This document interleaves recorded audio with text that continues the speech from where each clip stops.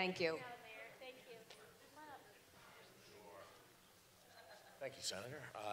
Eric Alexander, Director of Vision Long Island. We're a downtown planning organization. See some friends in the audience here. And founder of the Long Island Main Street Alliance is a 45-member downtown planning organization. Our main streets are definitely in need, and where everybody's shopping local, trying to bring them back. But that's the main focus. You can reach us out on Facebook. We have a TV show and other things that we do to get the word out, and this forum is really fantastic. Thank you. Hi, everyone. Oh, geez, sorry. I'm Adrienne Esposito. I'm the Executive Director of Citizens Campaign for the Environment. I'm also joined with my colleague, Maureen Murphy. CCE is a statewide environmental group. We work really hard to protect your drinking water, your air quality, our beaches, bays, and estuaries. And also right now, we're working on the transition from fossil fuels to offshore wind. So thank you very much for coming this evening. Thank you, Senator. Thank you. Good afternoon. I'm Waylon Hobbs, Mayor of the Incorporated Village of Hempstead, and a frequent guest on Hofstra radio program. Well done, Mayor. Anybody else want to introduce yourself? John's going to come up in a minute, so we can start the program. Oh yeah, up there. You're good. I'll take that. I think you're first. I'm first. Okay. Well, good evening.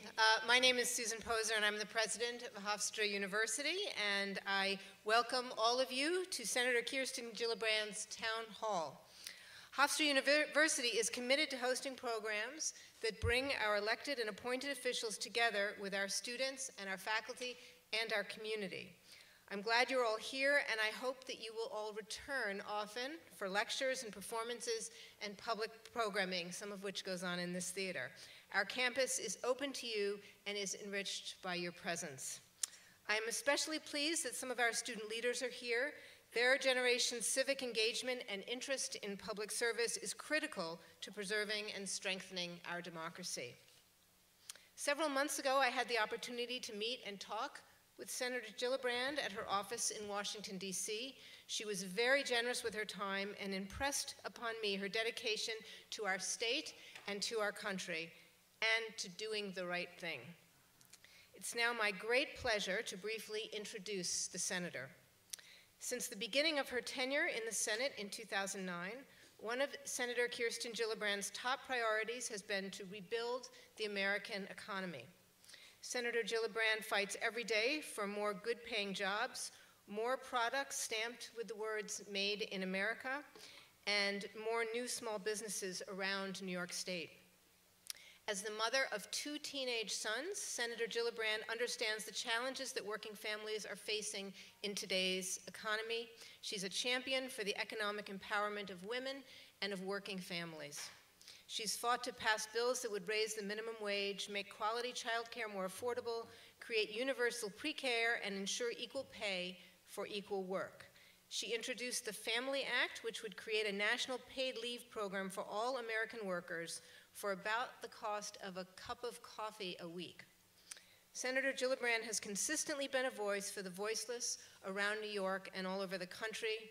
She's a champion for those who served our country by successfully working to secure compensation and health benefits for 9/11 survivors and first responders, and she is spearheading the effort to guarantee that veterans always get the health and disability coverage that they need.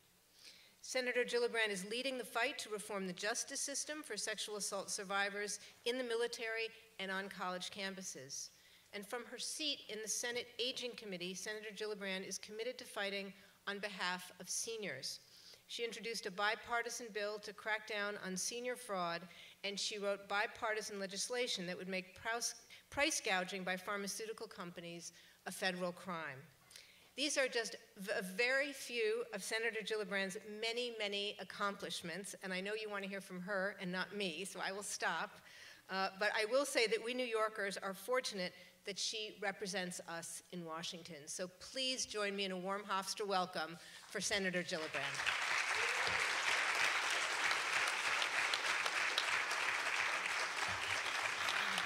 Thank you very much, everyone.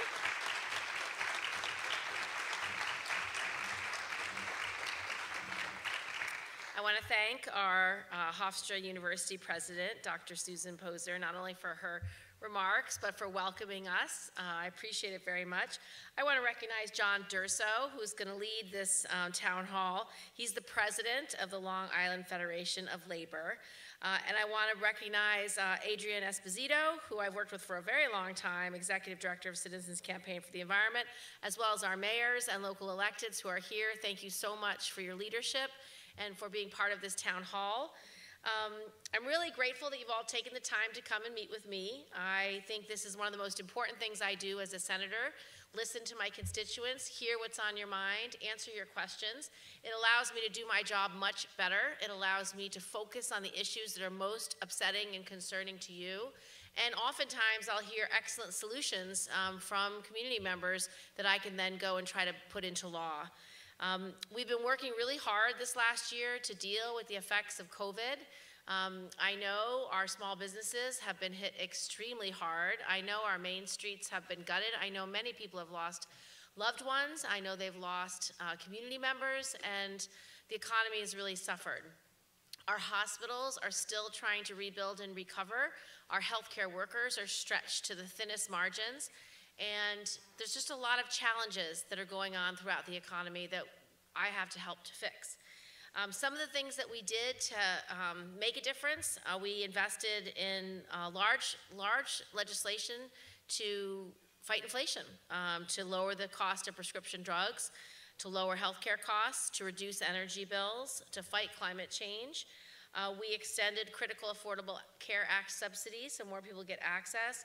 We closed a lot of tax loopholes that were abused by different companies. And in terms of affordability, we put a cap on Medicare beneficiaries' out-of-pocket costs for drugs at $2,000, plus a $35 monthly cap for insulin costs. Those are just a couple things that were in the last bill, all good things. I also got to pass my bipartisan gun bill. I worked on ending trafficking of weapons into states and cities like New York because our state laws are stronger, and unfortunately criminals traffic weapons right into our city and state and sell them directly to criminals. So that gun trafficking bill passed, and I've been working on that for at least 13 years. We also passed better red flag laws. We closed the boyfriend loophole. We put a lot of funding into mental health services, since a lot of the cases that we read about in the news are often cases of severe mental health problems. We also just invested a ton in infrastructure. The bipartisan infrastructure bill is going to go a long way to helping Long Island. We had $2 million specifically put aside for the Village of Hempstead Phase 1 Sewage Collection System Improvement Project, which will help enormously. Other earmarks that came through, we got $700,000 for the United Way of Long Island's Youth Build vocational youth development programs. We got $100,000 for some after-school programming and for STEAM camp. So these kinds of investments are going to make Long Island stronger and make our community stronger. And they're just a little bit of what I work on for you in Washington every day. So I'd now like to bring up John Durso, and we're going to start our town hall. Thank you, Senator. So my job tonight is I'll be moderating. Now, this is very exciting for me because when I applied to colleges, I didn't get accepted at Hofstra, so I'm here to be. So this is really very exciting. All right, so stick with me. So I just want to go through a couple of things, if you would. First of all, everybody sees where the exits are. God forbid there's any sort of emergency. Make sure you take a minute and just look around for that. Second, please silence your cell phones. Okay, I've double-checked twice already to make sure I did it. Please do it. If you need to take a call, please be kind enough and respectful enough to the senator and to those asking the questions to just step outside and to do that. So here's how it works. When you came in, you were asked if you wanted to ask a question. You wrote it down. You got 2 tickets. All right, they're in the fishbowl over there. And there's not many, so if you want to ask questions, ask for some tickets. Okay. There are like 20 in there. So what will happen is I'll pick a ticket. I don't know who they are. And then we'll acknowledge and we'll go in order depending upon the tickets. And there's somebody from the senator's staff will have a microphone. They'll walk over. Please be respectful of the person who is answering the question. All right? And keep it short. Keep it to a minute or less so that we can get as many questions asked as possible. And that's pretty much it. Look, this should be a lot of fun, should be informative. We should have a good time. The senator, if you've not heard the senator speak before, you're in for a treat because she is always a joy. So enjoy, everybody.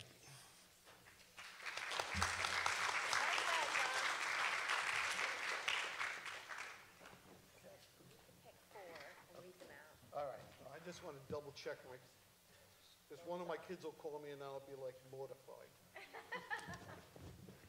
All right, are we ready? We're ready. Okay. Hello, Senator. Good to see you, Senator Gorin. Thank you for joining us. Okay, so 1, 2. Senator told me to do 4, so she's the boss. Okay. Okay, so we'll start with this one, Senator. Number 259. If you have number 259, raise your hand and we'll bring a microphone over to you. Okay, right there, this gentleman. Okay. Okay, and that's, yes, and after this gentleman, number 213 will be next. So just make sure that 213, where are you? You're 213? Okay, okay, so this way we know who's next. Okay. Thank you very much. Hi, Senator, thank you. I was wondering what you would be doing or what could possibly be done to help pass the Equality Act in the Senate before the session ends this year. We have a very strong bipartisan working group on that right now, and so we're going to try to hold that vote before the end of the year, and I'm actually optimistic that we can at least protect marriage equality. I don't know if the whole Equality Act will pass, but I know that the bipartisan working group is to secure those rights, because what the Dobbs decision did, unfortunately, is put all the Supreme Court decisions that were decided under the right to privacy in question. In fact, Clarence Thomas even said, let's now get rid of the rest of the laws under right to privacy, which include gay marriage, which include privacy in the bedroom, which includes right to contraceptions. And so it's a big problem. And so hopefully there's enough of us, and I think there is, that we can pass that by the end of the year. Okay, so now 213 is next, and then after 213 is 233. Yes. Senator, what do you think about the prospects of potentially serving with Herschel Walker in the Senate? Say that again. Oh, Herschel Walker, sorry. I said... What do I think of the prospects of Herschel Walker? I do not think he will be a senator. I think Reverend Warnock is extremely effective as a senator. I think he'll get his message out. I think the voters will reward him with a full term. I'm optimistic that Reverend will beat him. And I'm praying that Reverend beats him. Okay. 233, you're up. 230, please stand up if you'd like to, sir. And then after 233 is 214. Yes, Senator, as far as Senate years are concerned, you've been around the block a bit. So I want to ask you, the time you spent, more than 2 terms, most of us in this room probably think the world's gone to hell. But I think maybe this is a good time for you. You may be the most powerful position you've ever been since you've been there. You played a lot of defense, and now it's offense. Question mark? Is that true? Yeah, I think the Senate is a very bizarre place. You get your power through seniority. Just the longer you're there, the more senior you are. You get more leadership on committees. You get to chair subcommittees.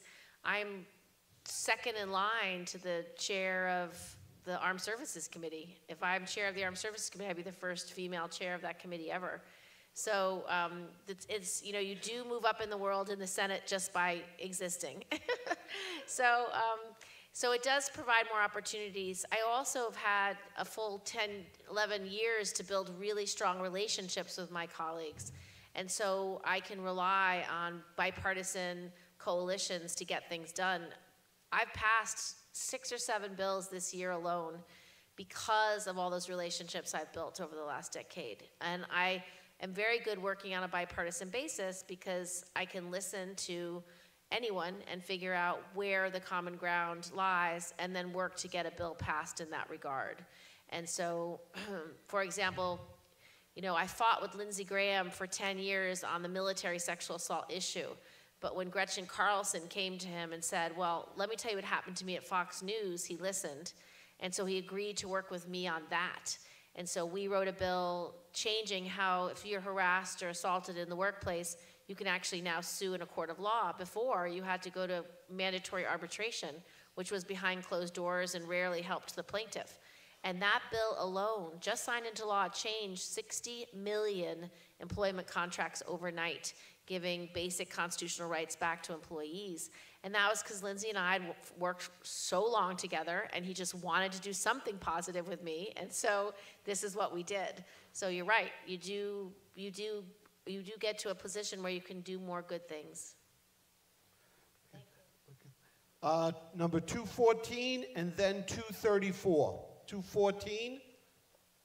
Yeah, hi, Senator. It's great to have you here. I just have a question regarding New York State and Kathy Hochul's recent announcement regarding electric vehicles being mandated by 2035. I just was wondering if you think this is something that's practical to implement from an infrastructure standpoint in terms of getting charging stations, and also if you think this is something that could be federally expanded upon.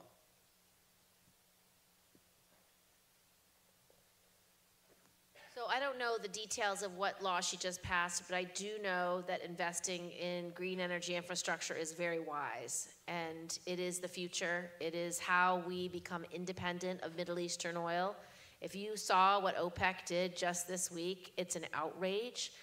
They basically got together with Russia and said, yeah, let's screw the United States, and decided to decrease production, which is going to mean everything gets more expensive. So being energy independent is the best thing America can do for its national security, and certainly investing in more charging stations, subsidizing manufacturers to find new ways through green energy and battery technologies, all of that makes a lot of sense to me because we want to be independent of Middle Eastern oil. Okay, number 234. Okay, we'll just get a microphone over to you. Okay, well, hold on for the microphone. And then 160 is, number 160 is after that. You can pass it down, Michael. It's okay. I trust the moms. Yeah. I just wanted to thank you. We were there when you reintroduced your gun trafficking bill, and we just want to thank you for seeing it through. It means a tremendous amount. Thank you. You're welcome. I just want to recognize all of the people who are here on behalf of Moms Demand Action. It's one of the strongest and most effective advocacy organizations in the United States. Through grave loss and terrible terror, you have emerged as one of the most important advocacy groups in being heard. And one of my first meetings on Long Island when I became senator was with you. And it was specifically about what can I do to end gun violence on Long Island. And the biggest idea that we came up with was stopping gun trafficking, and we just signed that into law. It took all of 13 years. Fabulous. All right, number 160. Where's 160? Back there? Okay. And then on deck, not Aaron Judd, but 212. Number 212 is on deck. Hi, Senator. So I just wanted to know that the suicide prevention hotline has been in effect for 2 months now. So I wanted to know how you feel about that. There has been a 45% increase in calls to that hotline. So I wanted to know what your thoughts were about that. Well, it's devastating to know that you have a 45% increase in calls to the suicide prevention hotline, but it is a blessing that we have the hotline. One of the reasons why the gun bill was so important is it provided for a lot of money for mental health services and any violence interruption services. And so that hotline, therefore, is eligible to get more money so they can have more staff on call so that it can be there for people when they need it. You know, COVID was not easy. It was very hard. It was very hard for students to be isolated like that, to miss on some of their most important life moments, like high school graduations, high school proms, high school field trips, college events. I mean, it really was hard. It was a hard, hard time. And so the dislocation and the depression and the anxiety that people are feeling is very prevalent, and it's pervasive. So we need more resources, and I'm grateful that we have a hotline that's being answered and that people know about it, so they're calling it. But if you see an increase that much, you know the need is even greater, and that's the part we have to just keep focusing on, getting resources into communities, helping our healthcare services, encouraging more people to go into therapy and going into medical fields, because we desperately need more personnel. All right, 212, number 212, and then 158 is on deck. 158 is up next. So thank you, Senator, for being here today. We really appreciate it.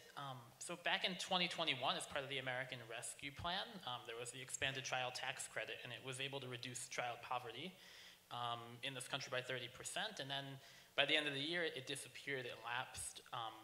What work is being done by you and other members of your caucus and across the aisle to bring that tax credit back and continue the fight against child poverty in America? So you're quite right. It was one of the most effective things we did during COVID to help people. Having that expanded child tax credit basically cut poverty for children in half, which no other program has ever been able to do.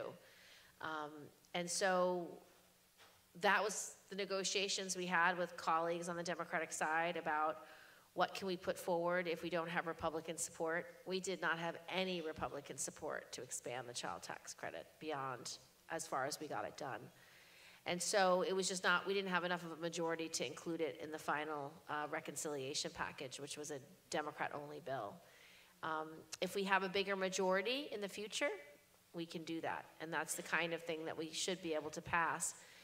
If we lose the House, then it's harder to pass. So we just have to keep fighting. And it's important that we document who it helped all across the country, because I'm hopeful that if Republicans could really understand that this helped their constituents so much, if they heard from their constituents, maybe they would change their mind. Okay, 158 is up, and 302 is on deck. 158, where are you? Okay, and 302, you're on deck, so raise your hand. 302 is over there.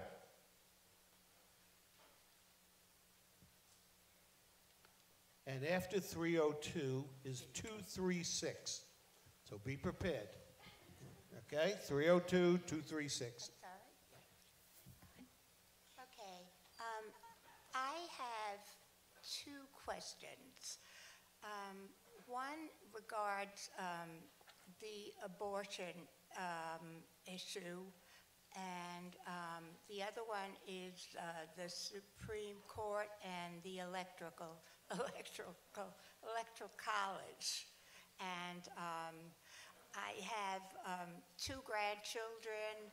One of them decided even before the Roe versus Wade debacle, that they were not going to have children. So they have a wonderful dog that is their child, and they cater to him as they would a child. But that is legal.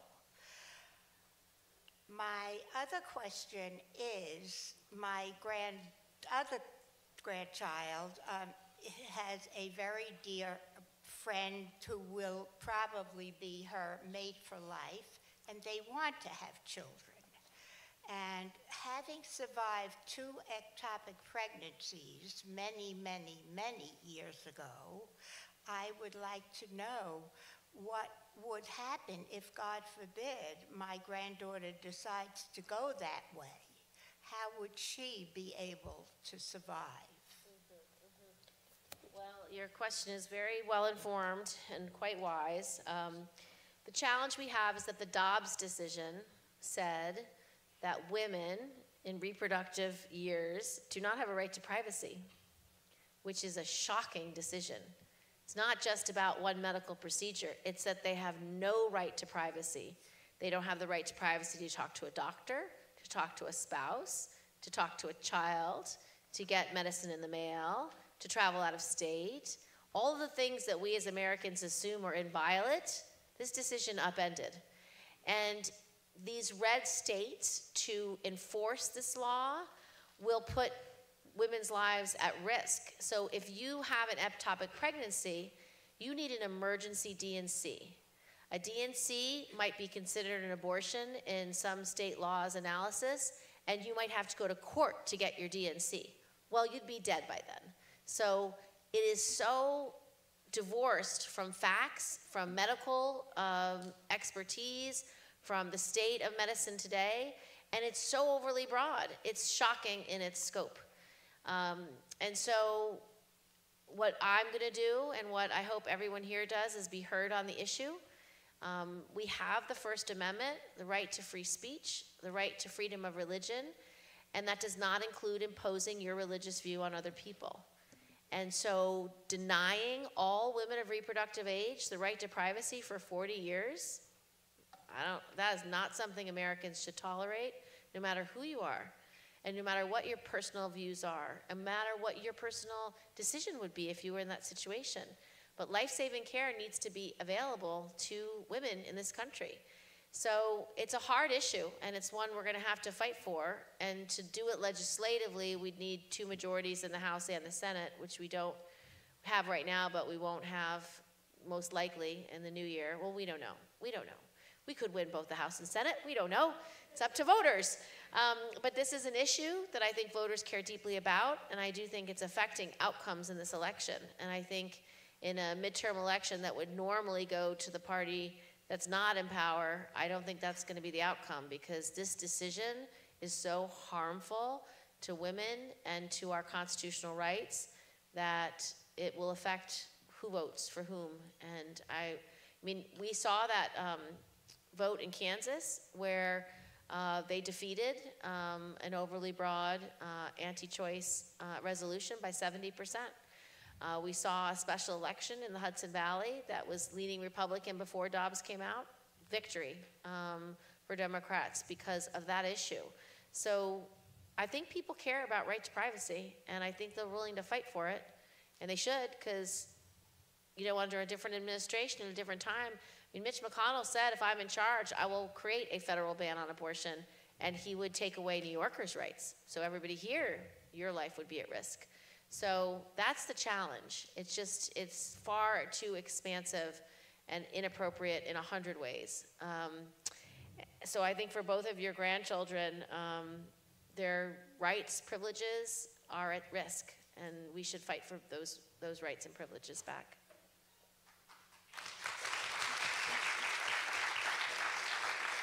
So, Senator, before I go to that gentleman over there, you mentioned about holding the House and the Senate. And Long Island can play a pivotal role in the House in particular, okay, where we have great candidates out there that are going to stand up for all of the issues you spoke about today.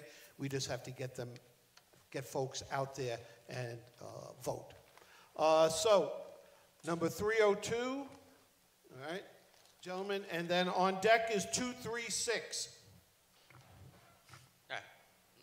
Senator, I was curious, have you ever felt any sort of stigma for being an appointed senator rather than one who was originally elected? Because personally, I feel like that would always be hanging at the back of my mind. No, actually, I feel like a cool kid. It's so great. I feel very good about it. And I've also won 3 elections. So it really doesn't matter what your first day is like. It matters what your last day is like. That's right. That's right.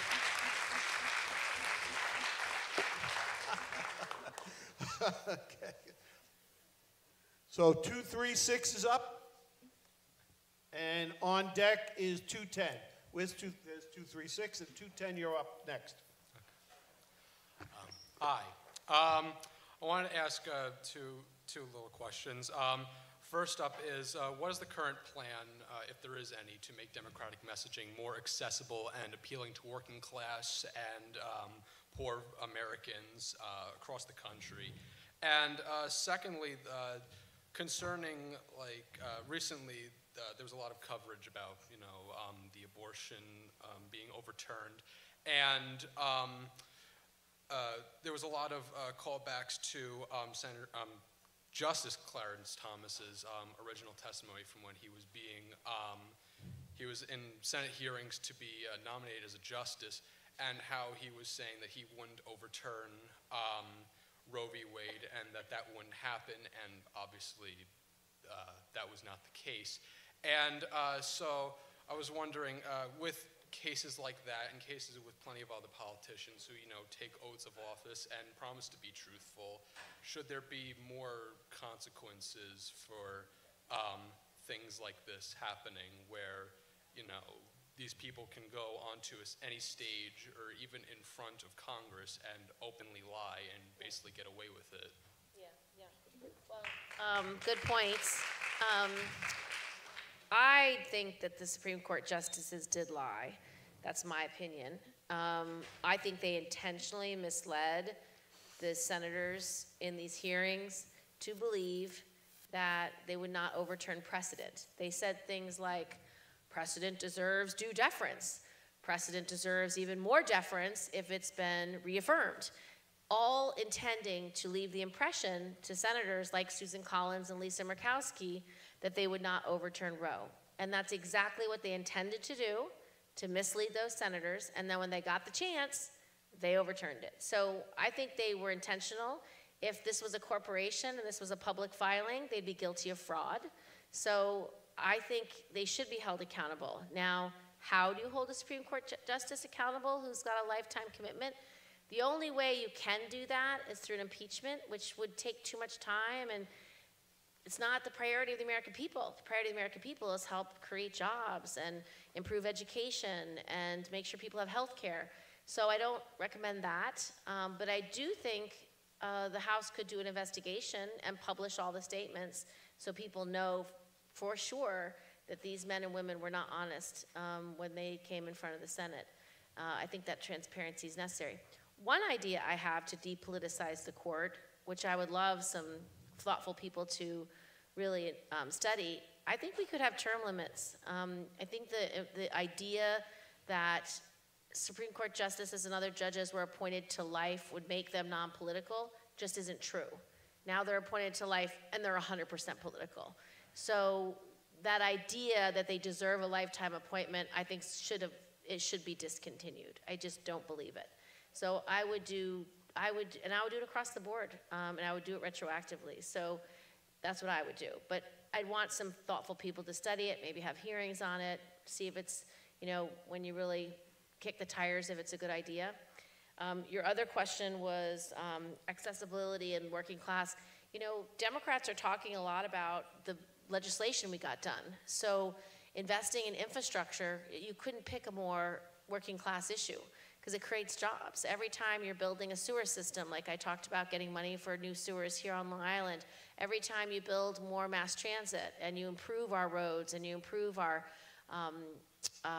metro and rail service, it really matters. It helps people get to work. It helps people provide for their families. So I think the focus of what we did over the last year was exactly what's necessary. Rebuilding the country, helping small businesses grow, getting money into communities, helping more job training. I passed a bill, for example, that would allow for people to become healthcare workers. And the bill, it was something like $2 billion, And New York City applied immediately, and they got $35 million, and they've already trained 500 healthcare workers at not entry-level jobs, but $40,000 and $50,000 a year jobs to be community health workers. That was just common sense, good idea, put into one of our recovery bills, and it passed. Those are the things people are talking about. So I think Democrats really understand working families and why jobs and healthcare and education is so important, and I think for each candidate, that's what they're talking about. You might not hear it on the national level because it's hard to break through, but if you get the mailer or listen to the interviews of any candidate who's actually running right now for office, that's what they're talking about. Okay, next one is 210, and 222 is on deck. Please ask your question. We want to get as many in as possible. So 210 and then 222. Where's 210? Come on, I'm giving you a heads up ahead of time. 210? Going once, you're out. Okay, 222. Is that gentleman 210 or 222? 222? Okay. Hey, how you doing today, Senator? Very well, thank you. Good. A little bit of a broad question for you. I just wanted to ask you what you feel about the current economic situation in this country. Do you think we're going in a positive direction? Do you think we're going in a negative direction? What are your thoughts? I think we are definitely going in a positive direction because we've been in a pandemic. So it couldn't get worse the last 3 years. It was pretty terrible.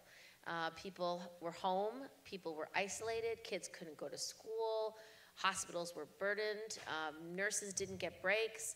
It was exhausting. The pandemic was very hard on a lot of families and people. And so what President Biden's been able to do over the last couple of years is just put a lot of money into the economy to stop it from failing and to make sure it starts growing again.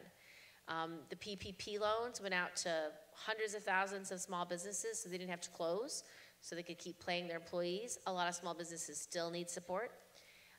The money that we got for our hospitals kept them open. I mean, you talk to any hospital CEO in New York State, they will tell you they would have had to close their doors a year ago, 2 years ago, because they could never have handled it. So I think the country really stood together, and I think we've recovered much better than other countries around the globe. Look at us versus China. I mean, China's still having lockdowns.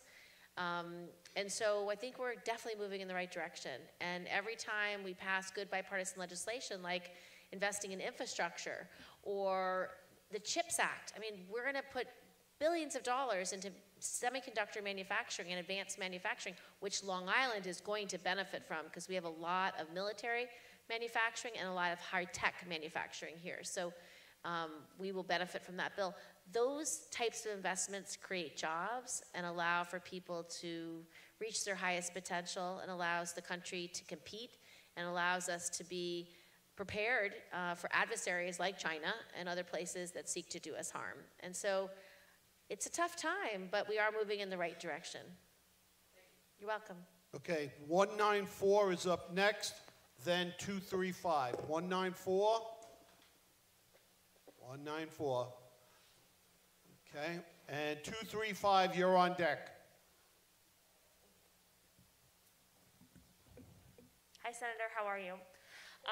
It's been brought up a couple of times already, and it feels like the room is in a pretty relative consensus around our frustration and anger around the overturning of Roe v. Wade. You are a strong advocate for parents, families, and children, and many people who decide to receive an abortion do so because they want to care for the families and the children that they already have. And so with the overturning of Roe v. Wade exacerbating the already existing barriers that people face in trying to access that care, as well as you already mentioned, anti-abortion elected officials making it very, very clear that their goal is to ban abortion federally. What are the specific policies that you support and the things that you are going to advocate for in making sure that access to abortion can remain, addressing the barriers that already exist and fighting against these anti-abortion extremist policies, regardless of whether or not you feel like they're going to pass in the near future? What are specific policies that you are looking to publicly advocate for? Thank you. So certainly I support codifying Roe. You'd need a different majority right now to do that. because we don't have a big enough majority. There's only 50 Democrats. You'd need 60, unless you wanted to repeal or amend the filibuster, and then we'd need at least 2 more Democrats to be able to amend the filibuster, so in the Senate. But I support codifying Roe. For people who are most anxious about this issue right now, there are things we can do, like helping organizations like Planned Parenthood help people across the nation access care regardless of where they live. There's lots of not-for-profits that are doing that very strong work of just making sure people have access.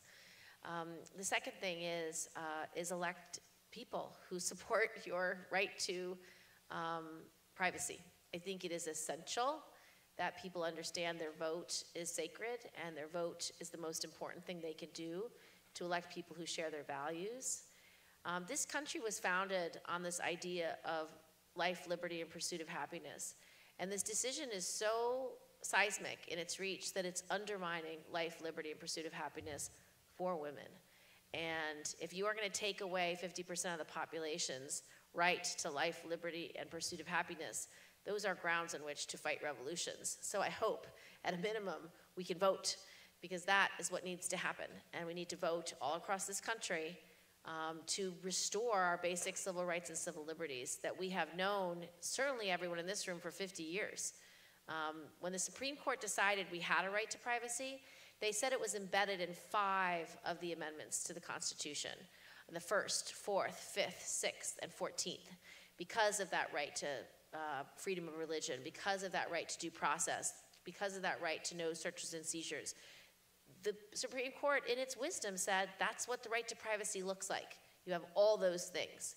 And we've known it since we've been born. So it's beyond anyone's understanding of how bad this decision could be, because that means you can have your cell phones taken away from you so someone can check what emails you've sent. It means you could not have the ability to have privacy of the mail, not send a letter to your mother without it being checked. I mean, think of the authoritarianism that would have to be implemented in this country to enforce no right to privacy. And that's what these very red legislatures are trying to do in red states right now. All righty, we have time for 2 more questions. Number 235. Who's 235? And then our last question will be 458. So who's got 458? Make sure you notify someone so we get you the microphone. Thank you. Hi, I'm here as a representative of our local chapter of Citizens Climate Lobby, and just wanted to start off with thank you for passing the Inflation Reduction Act. It's the biggest climate bill in American history, so wanted to start off by thanking you for that. But with as big of a piece of legislation as that is, doesn't get us to where we need long term to reach the targets for the Paris Climate Accord. And so there will have to be more legislation in the future in order to get where we need to be as far as climate change is concerned. And what do you think the future of climate legislation is in Congress? And does carbon pricing I know your office has supported that in the past, is that something you envision as part of future climate legislation? Thank you for your question. Yes, so the IRA is very good because it's going to do a ton of investment in clean energy, in green jobs, in green job training. It's going to be very powerful. We also passed a bill that I don't know if you knew about, which was the Kigali Amendment, which was the agreement to change what chemicals were used in air conditioning. And that change alone represents 1 degree Fahrenheit. So it's a big deal. And we just actually ratified that agreement, and that got 69 votes, so it was widely bipartisan. I do think there's appetite for some kind of carbon pricing, but we'd have to really debate it, and we'd probably need a bigger majority to be able to pass it. But there's certainly support among many Democrats in just letting market forces help businesses innovate. If you're going to get a tax benefit because you're using green technology, then more companies will invest in that technology. If you have a tax burden because you're using fossil fuels, companies will make decisions not to use fossil fuels. And so I think the carrot stick really does work, especially with tax policy. So that could be part of some kind of putting a price on carbon. You could just have incentives go both ways. And it just occurred to me, the question of the young woman over here, you asked about impediments and barriers. The other stuff I support is a national paid leave program, so that parents can actually take time off when they have children, or when a child is sick, or when a parent is dying. I also support affordable daycare and universal pre-K, because if you don't have the infrastructure for families, they can't have more kids. Like, you need infrastructure. And so these are federal programs that could help people everywhere, that, again, I'm working very hard to get bipartisan support for, and I'm going to keep working on them. All right, so the last question is 458. There's no pressure on you, but this is the last question. Hi, how are you? Well, you gave a good introduction because you spoke about UPK, and I'm an educator. And my question is regarding early intervention. Early intervention usually starts from birth and goes all the way till a child gets to about pre-K or kindergarten, and they enroll in the public school system.